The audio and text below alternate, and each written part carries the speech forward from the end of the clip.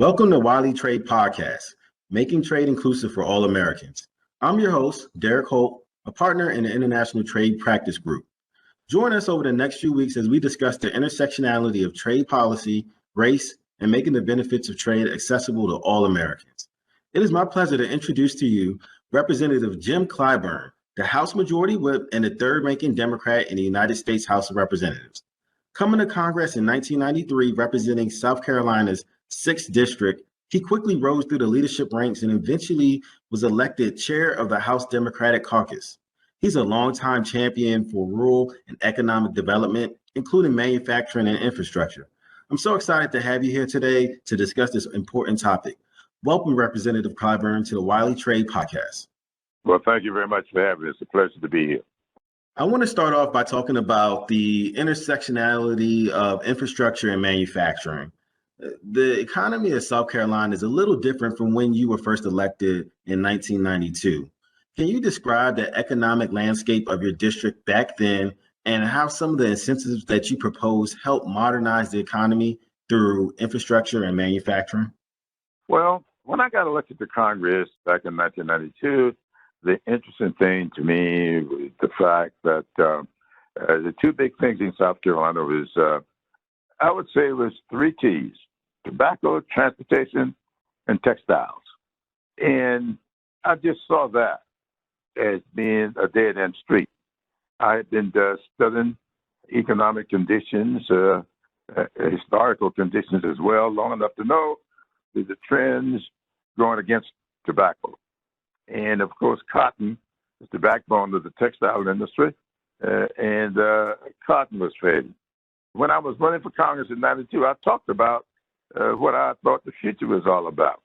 And of course, when I got elected, the chairman of the board of C&S National Bank, when I was a board member there, was a supporter of my efforts, and he had become the Commerce Secretary for then Governor Carroll Campbell.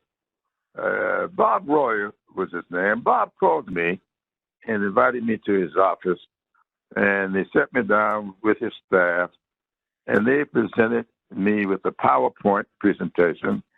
And he said to me that all these things you talked about in your campaign, you aren't going to be able to do any of those things unless you cure the water problems in your district.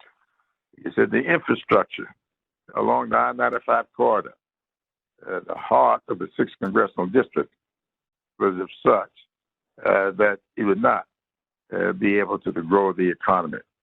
And so I set out at that time to begin doing things to cure that water problem.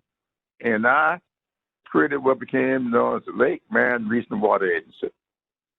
I caught a lot of flack from a lot of people. There are some people along that corridor who is not speaking to me to this day.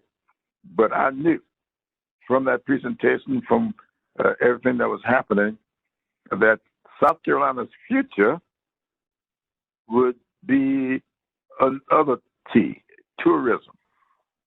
Was going to place it. And we were having to do something about attracting industry, manufacturing. Now, it started up around Greenville, Spartanburg, way outside of my district. Things were happening up there. Michelin Tire had come to that area, BMW had come to that area, and there were other things I could see happening. I needed that to happen in my district, and that's why I set out to do this stuff. And lo and behold, several years ago, a contest developed between South Carolina and Georgia over who would get Volvo's initial investment in South Carolina, Volvo automobiles. And it came down to Georgia and South Carolina. And South Carolina won in large measure because we had the water system. The Lake Man Regional Water Agency has been brought online by the efforts of yours truly, and how We had to withstand a lot, but we did. And so now today, Volvo has hired over 1,800 people and said they're going to 4,000. They announced this morning that the next line of automobiles coming out of South Carolina will be Volvo, all electric automobiles. Mercedes-Benz, they are building their Sprinter in North Charleston. I did not tell you that, and Boeing is expanding along the I-26 corridor. So once we put that water system in, and then we got the money, we had to get a lot of transportation money to get the roads, the railroad, if you please, to deepen the Charleston Harbor, all these infrastructure stuff, $170 million to deepen the Charleston Harbor to 54 feet so that we can get these mega ships coming in. So South Carolina has a great future. This part of South Carolina that's been lagging behind the upper part of the state is now moving forward in a way that I think all of us can be proud. So infrastructure is the key to it. I just got last week, Congress approved, well, the House did. Congress hadn't finished with it yet because the Senate hadn't done it. $19 million to build additional reaches to the Lake Marion Regional Water Agency, making other communities better equipped to be attractive to industry. So I'm very pleased with what we've done. But as you said, infrastructure is the key. Definitely. And thank you for your foresight. Well, we're talking about infrastructure right now. With the current infrastructure bill and the reconciliation package, what do you believe is the most important part of the legislation, and how would it benefit American jobs in manufacturing? Well, the importance of infrastructure, I guess, is a little bit like in the eyes of the beholder. But when you peel back the onion, the most critical thing in that so-called $1 trillion infrastructure package, in my opinion, is broadband. There's $65 billion for broadband.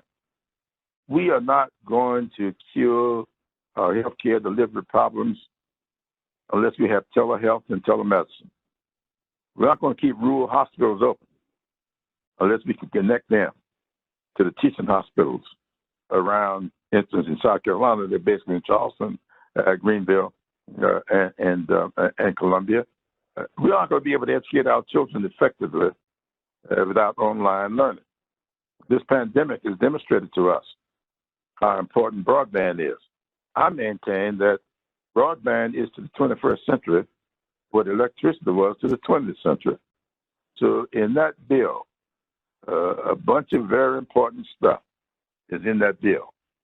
But when you look at the impact that it could have on the future, what it will have on communities, what it will have on families, broadband is number one. The rural communities around the country have got to be brought in to the 21st century. Water and sewage, yes. Broadband, a must. Definitely. One thing that we wanted to talk about also is diversity, equity, and inclusion. President Biden has emphasized, racial equity and supporting underserved communities in developing the administration's trade policies. We know communities of color have been disproportionately impacted by traditional trade policy when factories are shut down and moved offshore. So what does equity in trade policy mean to you? It means treating communities and entities according to their needs. I often talk about the overworked word of equality. When people tell me I treat everybody the same way, I don't want to be around that person who treats everybody the same way.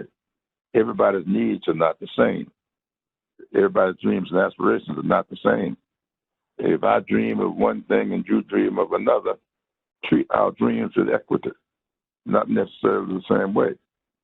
I'm very pleased that people have gone to that word. Now what we got to do is start practicing it in a way that we will be helpful to all the people that we are representing or we are serving. So that is one thing. Now, inclusivity goes beyond just policy making as it relates to manufacturing. It has to deal with the manufacturers. We make sure that we are dealing with equity when it comes to the human resources involved. That, to me, is just as important. Keeping a climate within which people want to produce is necessary. I think you get much more out of people when they are doing that which they want to do than you get out of people when they're doing that which they think they are being made to do. And I think companies sometimes fall short in that category. The extent to which you can make people happy coming to work, happy while at work, happy going home to work. That's one way to be happy going home when you have a good, productive day on the job. Definitely. And being mindful of your time, I want to ask you one last question. So you've proposed the 10-20-30 persistent poverty formula, which was adopted in the American Reinvestment and Recovery Act. Can you explain a little bit about, what the 10-20-30 poverty formula is and whether future proposals should use the formula as a baseline to achieve racial equity? Well, thank you for that question. I'm really glad you put it that way. As a baseline, not a one size fits all, not the ultimate, for the baseline. And the way I got to that was back after the collapse in 2008. It was evident that whoever got elected president would have a real serious job on his or her hands. Well, it turned out that Barack Obama got elected. I have to remind people sometimes he got elected in November 2008. The collapse came in September 2008. 2 months before his election is when we had this collapse. Now, when they were sitting down to develop programs, he was president-elect at the time. We were having a meeting in the Lyndon Johnson room there in the Senate building. Both the leadership in the Senate and the House were there. And the president-elect was conducting a round robin, asking each person what he or she thought we needed to do. When it came time for me to speak, I talked to them about us doing this recovery in such a way that it won't leave these pockets behind like they did back after the 1929 stock market crash. When we came back from that, Franklin Roosevelt did a lot of good work, but he left a lot of pockets of poverty all over the South. And I said to him that I represent a lot of communities that were left out of that recovery. I didn't want to see that done this time. And I was asked, what would you do? And I said to them, well, the Census Bureau says that any community where 20% or more of the population has been stuck beneath the poverty level for the past 30 years, that is considered a persistent poverty community. So I said, we need to target resources into these communities. And let's start with a little formula that says at least 10% of this money must be spent in communities where 20% or more of the population has been stuck beneath the poverty level for the last 30 years. That's where 10, 20, 30 comes from. 10% of the money should go to communities where 20% or more of the population is stuck beneath the poverty level for the last 30 years. Now, we've never done anything like that before. But I kept arguing for it. And finally they said, well, let's try it. And so they allowed me to put that formula in 4 grants in the Department of Agriculture. It worked famously. 4,600 projects got funded. Water systems, where people have been trying for 40 and 50 years to get water systems. This time, they didn't have to worry about how sophisticated their application might be, or whether or not they need to have somebody vouching for them who has got great skill at writing grants. These people were ill-equipped for that. So just by virtue of their presence in that category made them eligible. And they like that. It has now been expanded to 21 accounts in the appropriation bills. So I'm very proud of 10-20-30. It's working famously, and a lot of people mocked it when we did it, but who's laughing now? Well, thank you, Representative Clyburn, for sharing your insights and perspectives. You've been a champion for American manufacturing, jobs, and economic growth, and we thank you for your service. And I'm looking forward to continuing to working with you in the future. Well, thank you very much for having me.